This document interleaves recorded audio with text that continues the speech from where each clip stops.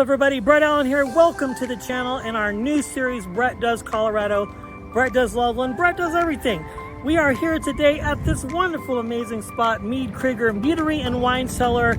And this is one of the coolest places ever. I have never been here before, but it is to be one of the hottest places in Loveland, I would say. It's quiet, it's quaint, it feels that niche. And join us today as we sit down and have lunch with Matt, the owner. We talked to him about the process. What is mead? How is it made? How long does it take? I didn't know that. It is absolutely fantastic. It's a beautiful day here in Colorado. Come with me as we check this place out. We try some samples. We do all the things. It is absolutely amazing. Join me today. Let's have some fun. Let's go.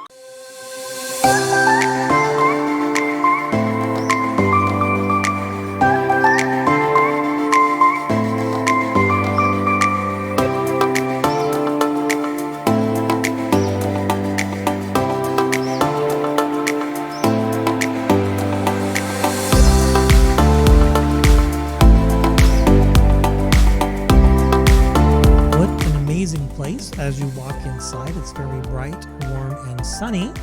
As we walk inside, you'll see Hannah to the left here in just a moment. She is one of the bartenders. She greeted me so graciously as I walked in, contacted Matt, the owner, and how cool is this? He literally lives around the corner, walked down, gave me the tour. We're going to get all of that in a minute. Join us as we try some samples of mead. She also explained to me what mead was because I had no idea. We're going to eat some amazing food, have some amazing dessert, and we're going to head back to the brewing area and talk to Matt.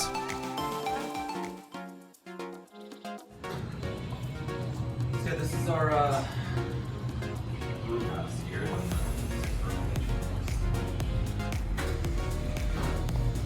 So explain to us the process, please. This is the owner, one of the owners. Yeah, I'm Matt. This is Matt, and he's going to walk us through the process here.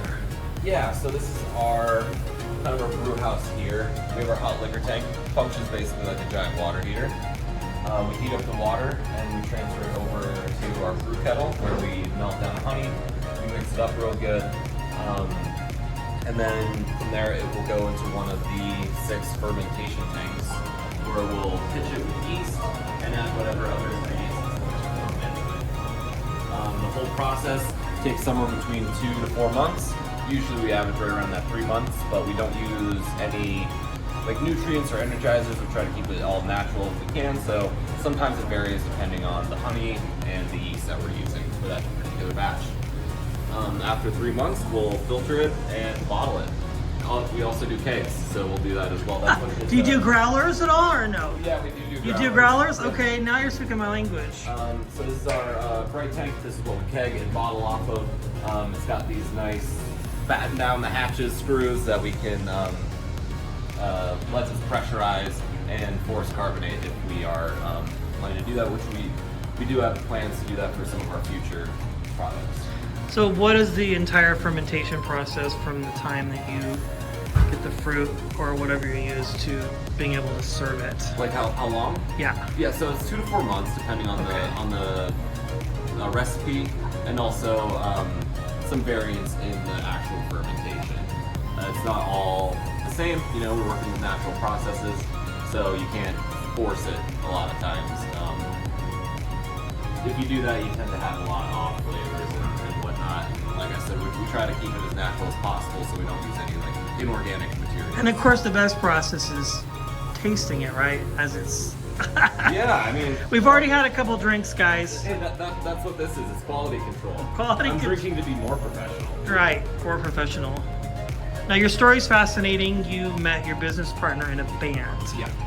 How did the conversation come up about getting into the mead business and restaurant business and all of that? Yeah, so it's kind of funny. He started making mead. We were a Norse-Inspired band called MeadKrieger. Okay.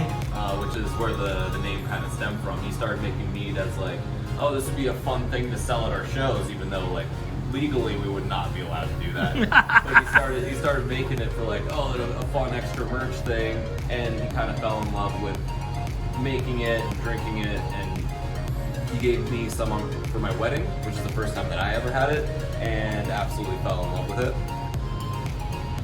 After a while, he told me it was too expensive to keep giving me bottles, so he taught me how to make it instead. And as I was making it, I decided, yeah, this is expensive. We should start charging people. So we upgraded from our closets to a garage, got our license, and started doing production only. We did that for about 3 years before this place opened. You know, we did some festivals here and there, we got some liquor stores here and there, and there was enough of a demand, and we found this location. We love where it's at in downtown Loveland, and it's kind of the perfect size for, you know, a niche product that we're trying to bring more to the forefront of, you know, what people drink. We want it to be normal to have a bottle of mead next to your bottles of wine. So I think we've done a good job with it. It's amazing. This is beautiful. Do you intend to do direct to consumer at all at some point and get into retail, or do you like more? I feel like Loveland is more of like the local flavor, like come hang out here and experience something pure versus like something you can get in a Costco. Although that, I don't know if that's something you want to do. Right, and that's one of the cool things about Loveland is there's so much like artisan craft stuff around here that you can find a lot of things that are handcrafted with that passion behind it instead of the kind of, well, I don't want to get into the whole talking trash on other stuff, so I'll just say that I like the things that are here in Loveland. Yeah, we sell bottles here, we sell basically everything that we have, we sell to go, anything that's on tap, we sell growlers, and we just recently got a new location. Okay. It's going to be a production warehouse, essentially. That way we can bolster up our production and start distributing to more liquor stores and really get our name out there and make it easier to get no matter where you're at least in Colorado. That's the start, though.